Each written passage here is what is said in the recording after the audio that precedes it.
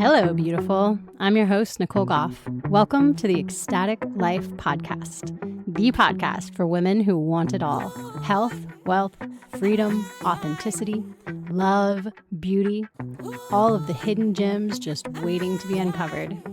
This is the podcast for women who are ready to discover their inner creatrix, to discover their inner manifester, and who want to find the ecstatic in every day.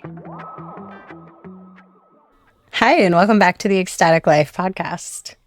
In this podcast, you will hear me throwing the term feminine reclamation around a lot.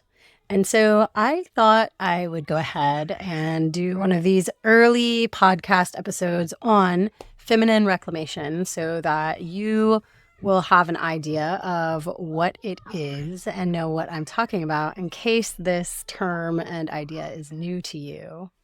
So for me, feminine reclamation is the heroine's journey. So the heroine's journey as opposed to the hero's journey, which is about going out and conquering.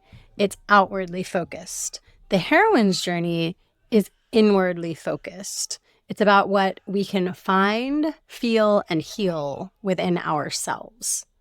So feminine reclamation to me is about finding and collecting the scattered pieces of yourself and reconnecting them to make a whole. The scattered pieces became scattered because for most of us, when we become wives and mothers, we lose little bits of ourselves. So without knowing it, and it's a slow process, we give up many parts of ourselves. And a lot of times this leaves us feeling bitter and wanting, missing an essential creative aspect of our personalities and our selfhood. So feminine reclamation is about knowing and owning yourself, who you are, and what you most desire. And to do that, you have to really reconnect with what that is. Because as wives and mothers, a lot of times we lose touch with those desires, those dreams. And I mean, this is kind of par for the course in our society. We take on these super mom roles where we are taking care of and martyring. And generally, we don't have a whole lot of support. We don't have a built-in network here in the West to support women. We don't have aunties and mothers and grandmothers and sisters in tight communities that are helping each other out. We're generally on our own in isolated family units. And so part of this losing of ourselves is in this martyring that happens, in this giving and giving and giving. And generally, this is seen as a good thing. We give to our kids. We give and give and give, and that makes us a good person. That makes us a good mom. But it's hard to fill from an empty cup. And so when we're not putting back into ourselves, when we're not supported and taken care of, when we're not having self-care time and these things, it's really hard to be our best selves as wives and mothers. And so many of us also are working. So, how many of you out there are full-time moms, full-time homemakers, and also work and bring in an income, whether it's full-time or part-time or side hustling? There's never been a time that I have not been a working mother. I was a mom while I went to college for 5 years and working, running my own cleaning business. So, and still doing the lion's share of all of the household chores. So, yeah, these pieces of us that get scattered, they tend to be the pleasurable and creative pieces of us, the things that need to be recollected, our deepest desires and the things that we feel like we don't have time for. And so the feminine reclamation is reclaiming these parts, recollecting these parts to make ourselves whole again. And there are other things that scatter these pieces. There's other things that really diminish our feminine superpowers, our wants, our dreams, and desires.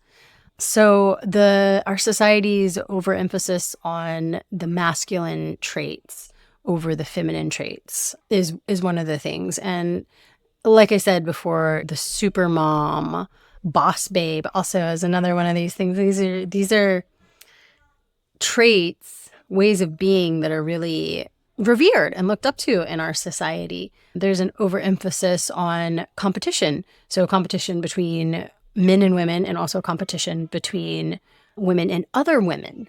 And competition is a very masculine trait. The loss of connection. So the loss of connection to our bodies and to our emotions. And this is a lot of times buried with coping mechanisms. We stay wired on caffeine, and then we drink our wine to calm down at night. And these shopping addictions, sugar, eating, these things that we use to cope with the fact that we are disconnected from our bodies and disconnected from our wants and needs and desires and emotions.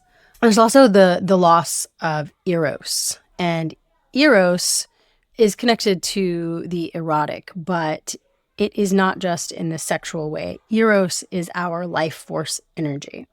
And so a lot of us have lost connection to this life force energy that is responsible for our creativity. This is the energy you can feel moving through you when you dance and sing with abandon. This is the energy that moves through you when you work on a creative project. So a loss of eros tends to happen when we are solely focused in our masculine and having to organize and make money and take care of the kids and micromanage everything.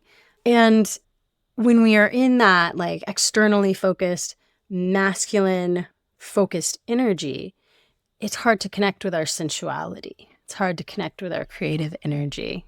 They're kind of at odds. Our modern day supermom way of life is really at odds with our femininity, our feminine energy, our feminine superpowers, as I call them. I'll get into that in just a little bit. But other things that cause this split, cause this disconnection, the good-bad dichotomy, or the Madonna whore split is another way that it's termed. So this is the splitting of our personalities. In this tends to happen in childhood. So if you think of things like, oh, good girls don't dress like that, good girls don't behave that way, or only bad girls go out with boys and stay out late, and these kinds of things. So a lot of times we end up compartmentalizing ourselves and going in one direction or the other. And both sides make the whole. We contain both. We contain multitudes, but we contain both simultaneously. But we tend to fracture and go one way or the other. So for a lot of girls, they feel like they need to side with their good girl self in order to please their parents, caregivers, teachers, whatever. They tend to go into this good girl persona, demonizing and hiding and shaming the bad. And so this loss of eros, this loss of connection with their sensuality, and that driving life force, because it is seen as bad, it is seen as wrong and shameful. And so they compartmentalize themselves into the good girl archetype. And they judge those who are in the other category, for the girl that's wearing the short shorts. And meanwhile, inside, the reason they're judging is because part of them wants to be that. Part of them is wishing that they had the audacity to dress that way. And then on the other side, you have the whore. We have the Madonna and the whore, or the good girl, the bad girl. So the bad girl archetype. And some girls split off into this way. And many times this can be a trauma response. Well, if I called this or treated this way, then I'll just embody it and I'll just be that. And many times they realize there's a power in it too. And so this archetype is then judging the other. And oh, look how uptight those good girls are. Oh my gosh, what prisses, what prudes. Meanwhile, at the same time, that judging is coming from a place of wanting, a place of lack, because they want the respect or the admiration that comes along with having that good girl persona. Another thing that is really working to cause this scattering of ourselves, this loss of self, is the constant external focus. This is the supermom syndrome I talk about. The focus on everyone around us to our own detriment, not prioritizing self-care, not prioritizing our own pleasure. And this one is just huge. This is a huge focus for me, because I feel like this part, this self-care and this pleasure-driven way of life is kind of at the core and the essence of this reclamation, and is really where I think it starts, the easiest place to start maybe. So yeah, here we are, modern women, influenced by feminism to be able to do it all and have it all. But we are unhappy, unsatisfied. We're doing all the chores, doing all the childcare, and working, and then micromanaging our husbands, because of course they can't do it nearly as good as us, and feeling bitter and irritable and disappointed, and most of us struggling with anxiety and depression, because what happens when we are not focusing on ourselves and taking care of ourselves is we will manifest disease. And especially when we feel a lack of support, we manifest problems that can put us down so that we have to ask for support. And in many ways, so many of us won't ask for that support we need unless it is a dire situation. You're in bed with the flu. You can't help but need to ask for support. So we are manifesting diseases by not taking care of ourselves. We're wired on caffeine, and we're not sleeping good. We're not prioritizing self-care. So of course we're dealing with these health problems.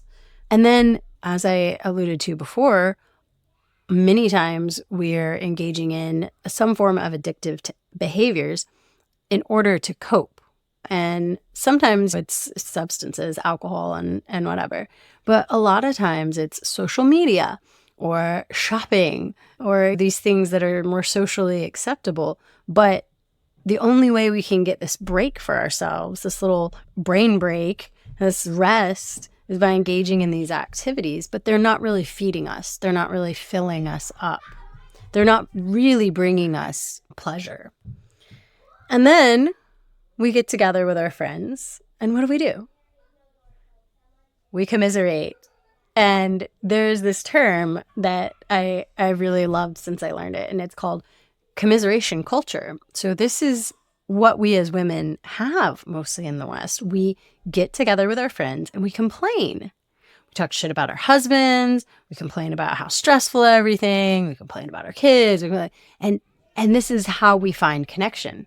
Commiseration, connection, and commiseration culture are so prevalent in mom circles. And so we need that connection. That connection is essential for us as women. We thrive on connection. But when our connection comes from this atmosphere of complaint, from this culture of complaint, we're actually feeding those problems. So we're getting our connection by more martyrdom, by making ourselves even more a victim. And that's what this is about. We're actually turning ourselves into a victim in the situation and creating victim consciousness. Usually unbeknownst. I'm not saying this is some kind of a process that we're aware of. This isn't something that is in our consciousness, but we put ourselves as the victim in this setup because it's always poor me. Life is happening to me. This is happening to me. I have to. I have to take care of the kids. I have to take care of the house. I have to work. I have to do these things. And the life is then happening to us.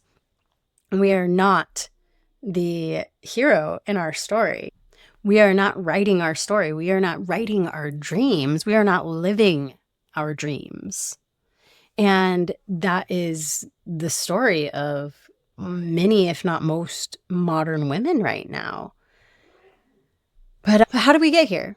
How did it get like this? Part of it, I think, is this embodying this masculine energy.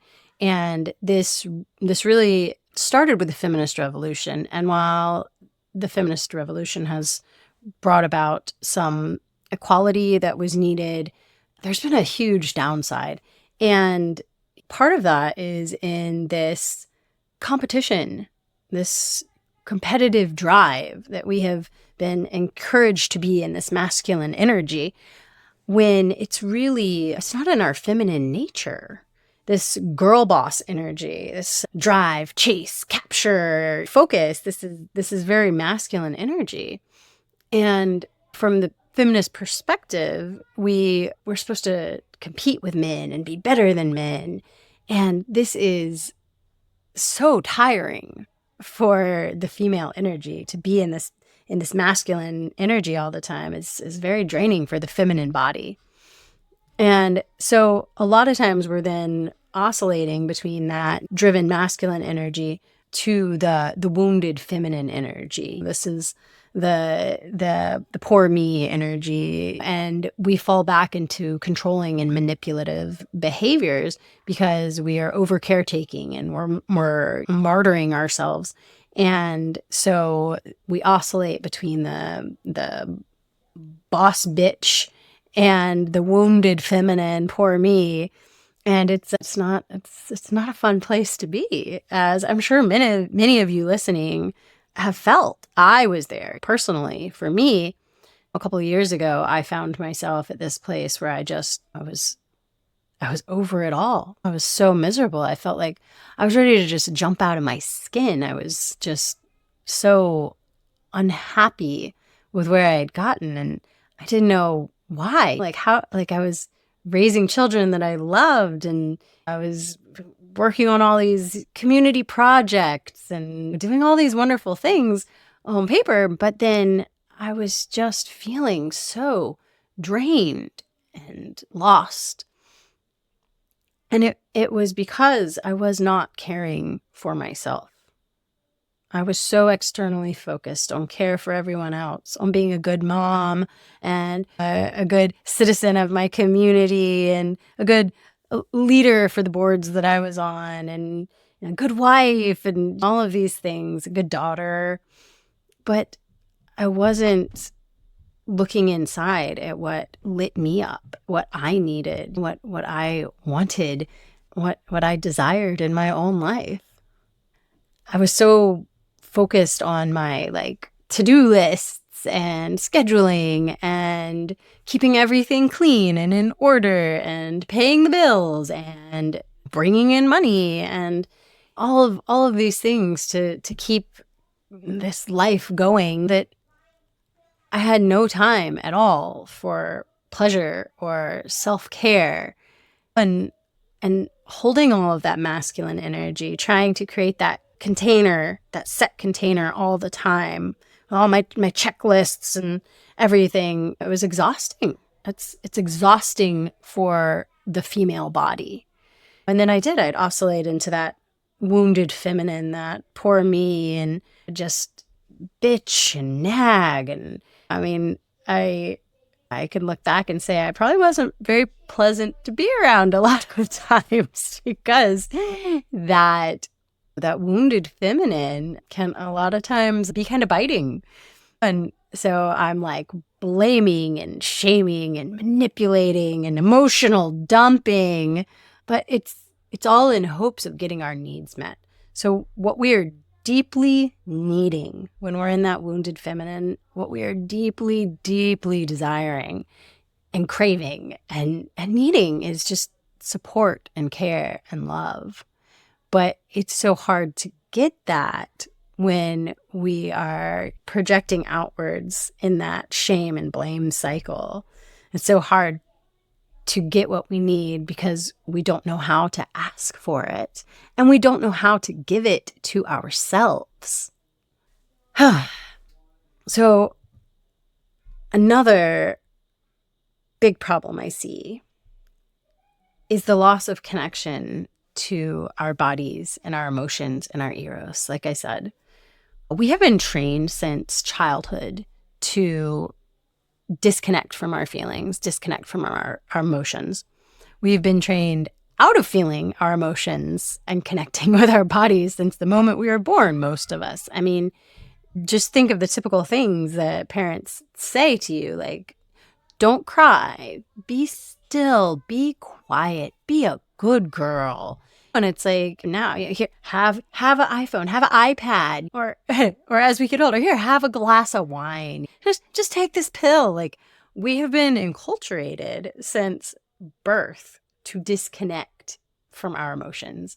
And so for a lot of us, we've really forgotten how to feel our feelings and let our emotions move through us, which is called emotional alchemy. And I will be doing an episode on that coming up in a couple of weeks. But our emotions are in energy and motion. They are meant to move through us. And we can turn those uncomfortable emotions into growth if we are connected with them, if we can even feel them. But most of us we've forgotten how to truly feel. I mean, we either get stuck in our sadness and our grief, stuck in our anger, not knowing how to move it through the body, or we disconnect. We disassociate and we move away from them. But those emotions live in the body and they will be stored in the body if we do not let them move through us and we do not let them process. They will find a place. For a lot of us, it's your neck and your shoulders, maybe in your hips. These parts of the body, they hold this tension and they hold these emotions there. With the hips, a lot of times, sexual repression. With your shoulders, carrying the weight of the world. So we get bogged down by this, by not being able to feel, to really, truly, deeply feel. And for the most part, we are living in our heads with our to-do lists, vigilantly planning and organizing and tracking. We're all up here all the time, more in that masculine energy and that like do, plan. And we're not living in our bodies, but our bodies are keeping the score. I mean, our bodies are holding those wounds and the grief and the disappointment. We're holding it in our tight jaws and our tight lips.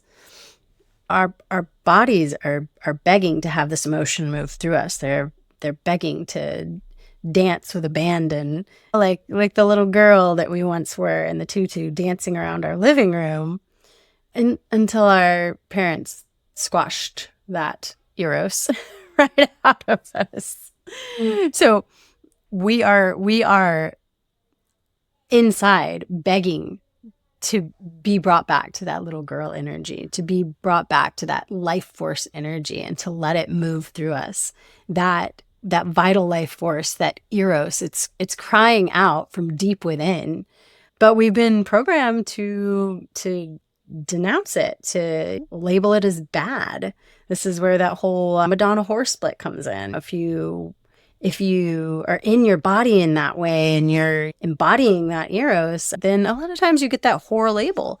And so you disconnect from that. You have shame that's wrapped around that. And you cut that part of yourself out. You bury it or compartmentalize it. And this conditioning that usually begins in childhood, it brings us shame around our very feminine essence, around our feminine desires and our embodiment. So what can we do? Right? Talked about all this negative, all this conditioning, and I don't want you to think it's all poor me, because it's not. And that is what feminine reclamation is about. Yes, many of us are there or were there for me. But all it takes is the realization and the desire to turn it around. You can reclaim that eros. You can reclaim that embodiment. You can reclaim your feminine superpowers. But how to reclaim?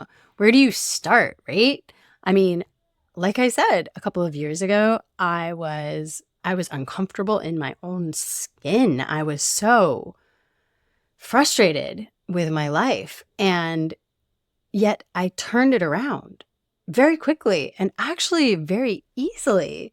Like it's really not that hard, but it takes a process and it takes dedication. And it takes letting go of all of those things that I just described, of letting go of that masculine control, dropping all of that and stepping into your feminine. But for me, this has been life-changing, like literally life-changing. This is the Ecstatic Life podcast. My coaching business is Ecstatic Life. My blog, Ecstatic Life, right? How did I get to an ecstatic life?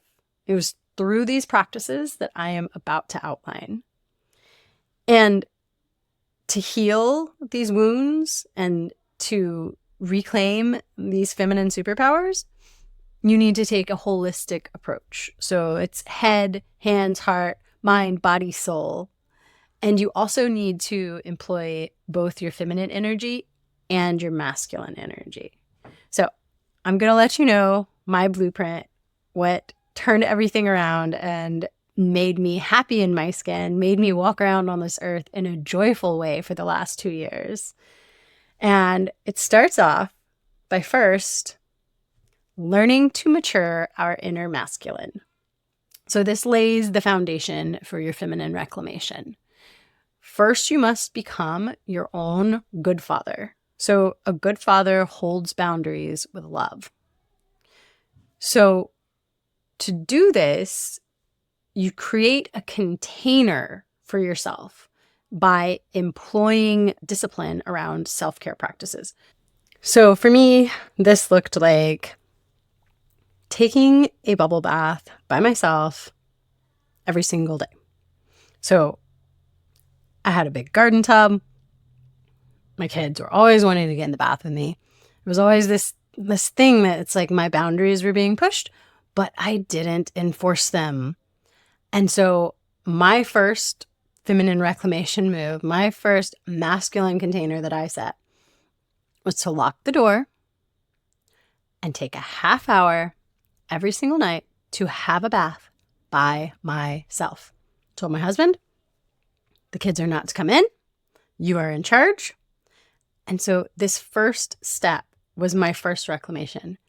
And it opened up the permission field for me. It opened me up to really make so many more changes in my life. I mean, it sounds so simple, but by creating and holding these boundaries, by making non-negotiable time for self-care, you can open yourself up to this whole new world of feminine being, a feminine essence. It's incredible. So this is setting that masculine container by like literally scheduling it on the calendar, literally blocking off space. Like the container needs to be set and non-negotiable. And then you use that time to focus on your health and wellness and beauty and fun, pleasure, relaxation, whatever it is you need, whatever fills your cup up until it's overflowing. And I started off with that half hour, and then I moved to an hour, and then I moved to 2 hours. Not that I was literally taking a bath for 2 hours, but just giving myself that window of time to just take care of me, to just literally do whatever the fuck I want. And to be okay with that, to not see it as some kind of special privilege or extra thing, but as actually like a requirement. And this grew from like simple self-care tasks to things like taking an hour for yoga, meditation, other deeper self-care practices. But just from that one simple act, so many things blossomed. So this is the biggest step. And a lot of it is getting your mindset right around this. You deserve it. Not only do you deserve it, but it is a requirement for you to be a whole and happy woman. So the second part is getting out of that victim consciousness that I was talking about. So by maturing our inner masculine traits, we can source our own inner strength from within. So getting ourselves out of this victimhood mentality is really the true empowerment. Not having control over men, not being better than men, not being in that masculine outward state that I was talking about, but actually in owning your own shit and taking responsibility for yourself.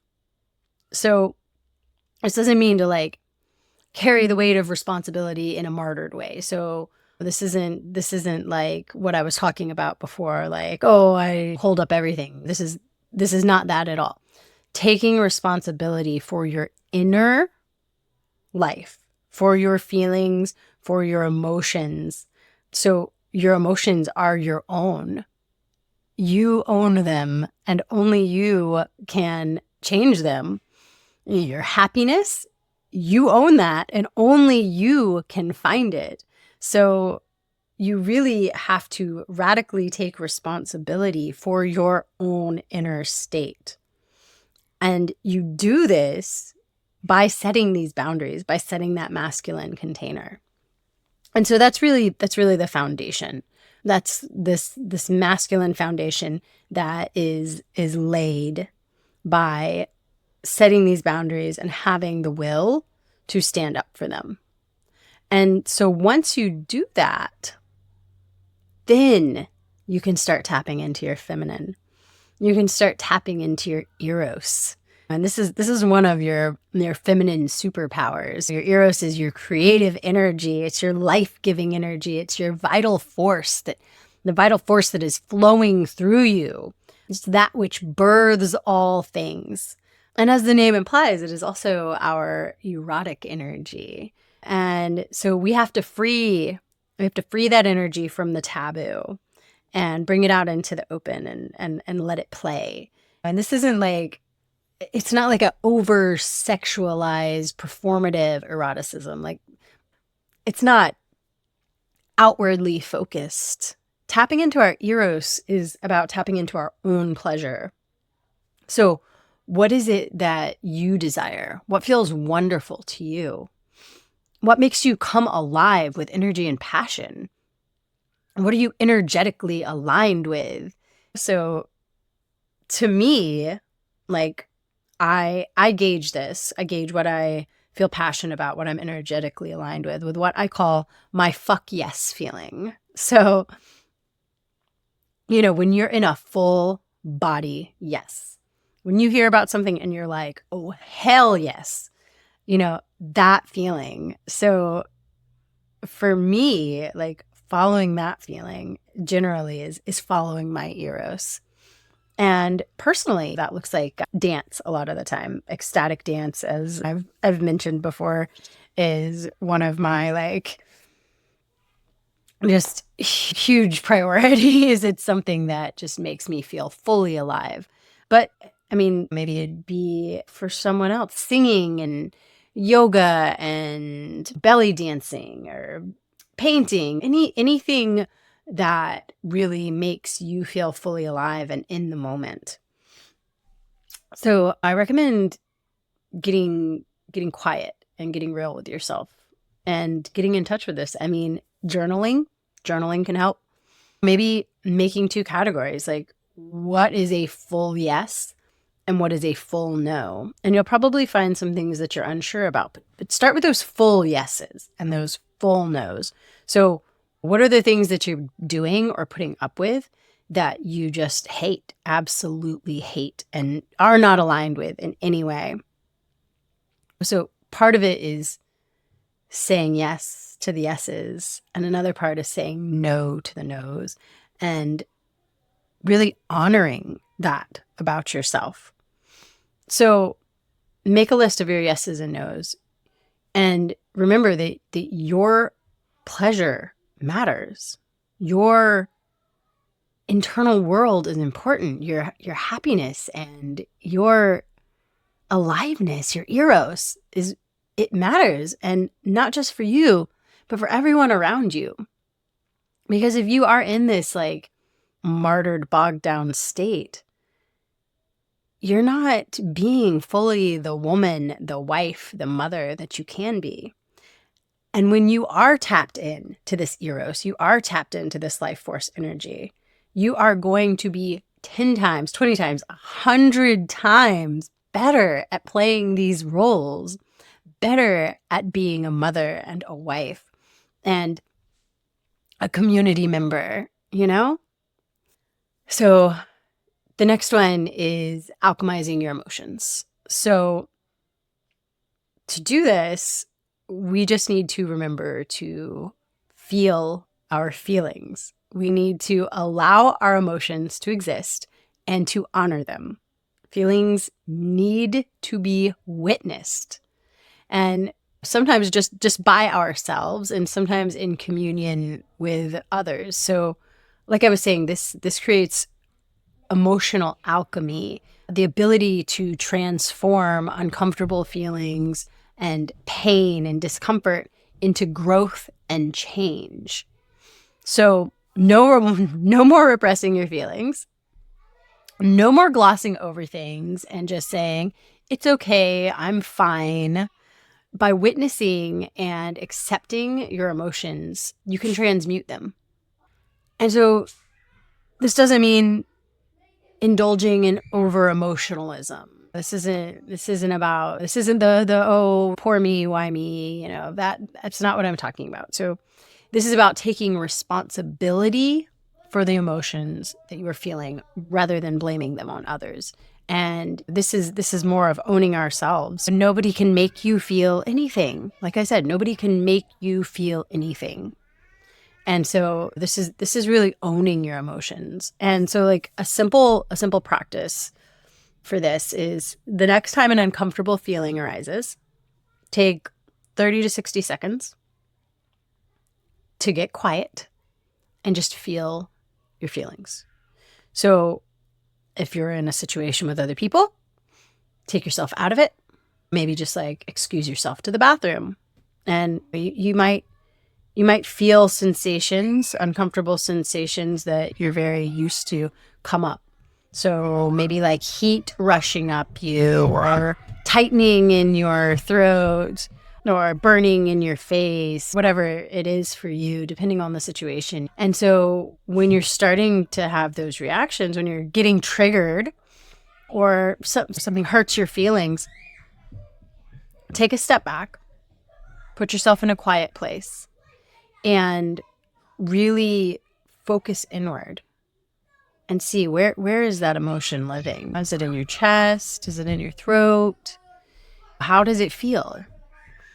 What is it, if you imagine it, what does it look like? Is it like a black rain cloud over you? Or is it a blue fog on your chest? How does it feel? What does it look like? What color is it? What texture is it? And really identify as much as you can, everything you can about this emotion. And then as you observe it, see how it changes and how it moves through you.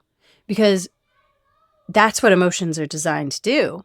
They're designed to move through us. And if we don't have this whole narrative around them, they don't get stuck. So you can thank the emotion. Thank you for showing me this wound. Thank you for showing me that I'm uncomfortable in this situation, whatever the thing may be.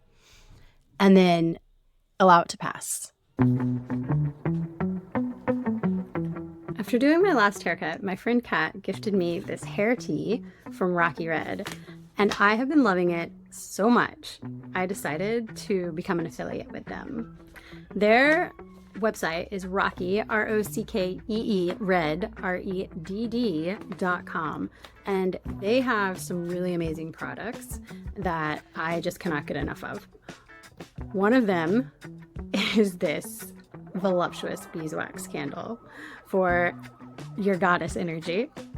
They also have tinctures and other herbal care products. Everything is non-toxic and earth-based. They are woman-owned and woman-centric.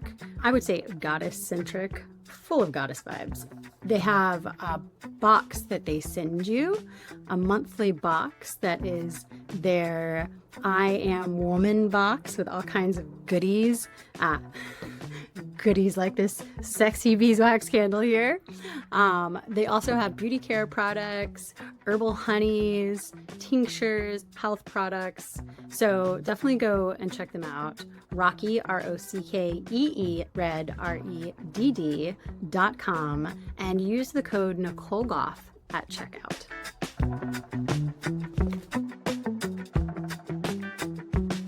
Another one of our feminine superpowers, and something that has been a core tenet for me since I started on this feminine reclamation journey, is embodiment practices.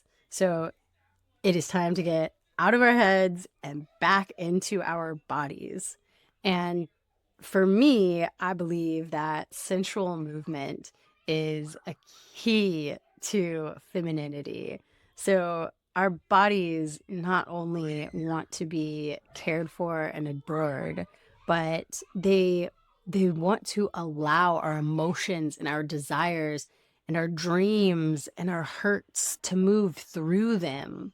And if we're not allowing these things to move through us, likely they're being stored in our body as pain. So, like I was saying, the stuck traumas that we're carrying around, the weight in our shoulders, the tightness in our hips, these things, that tension that we're feeling in these body parts is a lot of times connected to an emotion or a traumatic event.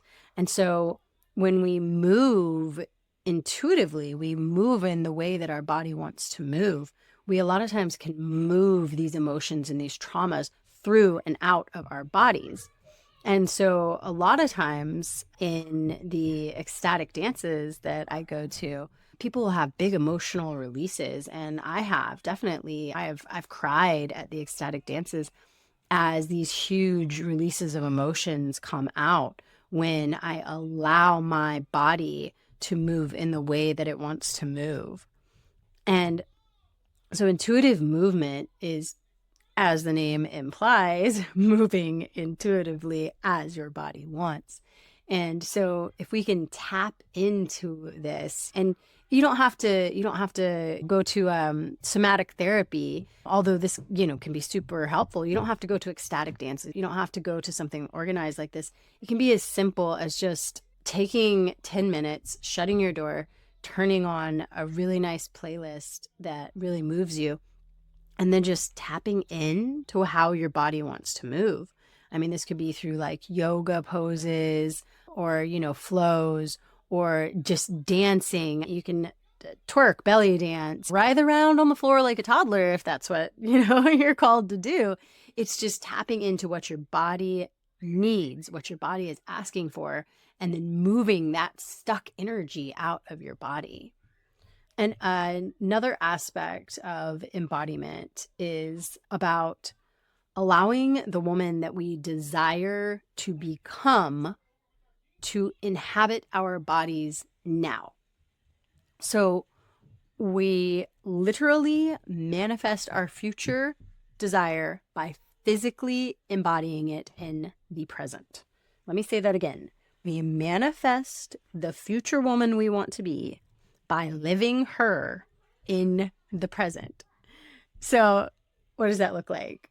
Well, if you can get clear on who you really want to be, who you truly desire to become, then you start living like that future self today. So, as an example, let's say you truly desire to become ultra fit, weightlifting, badass warrior woman, right? That is in your heart. That is a heart's desire. Well, how does that version of you act? I imagine that version of you gets up early, goes to the gym every day, eats really healthy, probably wears tight fitting clothes to show off all of her sexy muscles. So set that masculine container, set that time aside to go to the gym, get a gym membership, invest in weights for your home, invest in the workout outfits. You know, even if you don't look like that version of yourself right now, embody her. Act as that version of you would act every single day. And one day you'll wake up and you are her. And the final area that I think we need to reclaim as women is community. Because I truly believe that community is one of our feminine superpowers. The power of women getting together and creating together is awesome. And I believe that is probably why this rift has been created to tear us apart, to disempower us. So we need to develop positive all women spaces and end this whole culture of commiseration. Rather than getting together with our girlfriends and drinking wine and bitching about our husbands, we need to have true communion with other women, get together in positive all women spaces where we lift each other up, we empower each other, we make each other the best women we can be. And we also need to end the jealousy and the envy and the tearing down of other women. Because that which we are judging, that which we are pointing the finger at and saying is bad, is probably something we are either ourselves doing or something that we wish we could do, that we wish we had permission to do. This is part of that whole Madonna horse split that I was talking about. And we can let these women who we once judged be our permission slip. Open the permission field for us to embody new ways of being a woman. Rather than judging and condemning, look deep inside of yourself and see what it is about that woman that maybe you envy, that maybe you want to be. And in this way, we begin to heal that Madonna horse split. We begin to heal that good girl, bad girl dichotomy that so many of us are playing out. And we get to realize that we encompass all of it. We hold both. And both are essential for really embodying our full womanhood. So, I hope that you will take some of these ideas and put them into practice, that you will create that self-care container for yourself, that you will live into your true feminine embodiment and true feminine powers, and that you will begin this feminine reclamation journey. If there's any way that I can help you and support you in that, please reach out. I can be contacted at contact@NicoleGoffSpeaks.com, or I am on Facebook and Instagram at Nicole Goff Speaks. I would be delighted to walk with you on your feminine reclamation journey. Until next time.